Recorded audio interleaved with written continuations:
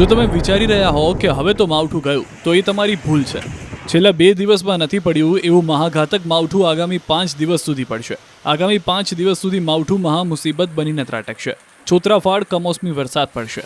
હવામાન વિભાગે આગાહી કરી છે કે કરા, ભારે પવન સાથે અતિ ભારે વરસાદ પડશે. સિવિયર થંડરસ્ટોર્મ એક્ટિવિટી થશે. આગામી 5 દિવસ ભારે તબાહી મચી જશે.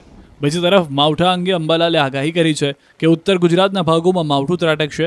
સાબરકાંઠા સહિતના વિસ્તારોમાં કમોસમી વરસાદ તારાજી સરજશે. સૌરાષ્ટ્રના કેટલાક ભાગોમાં ભારે વરસાદ ખાબકશે. તારીખ 7-8થી વરસાદનું જોર ઘટશે.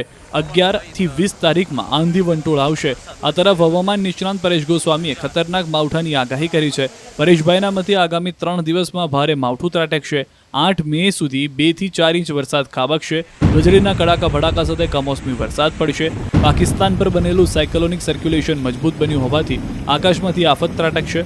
આગામી 3 દિવસ સૌરાષ્ટ્રવાસીઓ તો સાવધાન રહેજો જ. સૌરાષ્ટ્ર, કચ્છ, ઉત્તર ગુજરાતમાં ભારે વરસાદ પડશે. કચ્છના કેટલાક વિસ્તારોમાં તીવ્રતા વધારે જોવા મળશે. QR કોડ સ્કેન કરો અને ડાઉનલોડ કરો ન્યૂઝ 18 એપ. મેળવો ગુજરાત અને દેશ દુનિયાની પળે પળની અપડેટ્સ.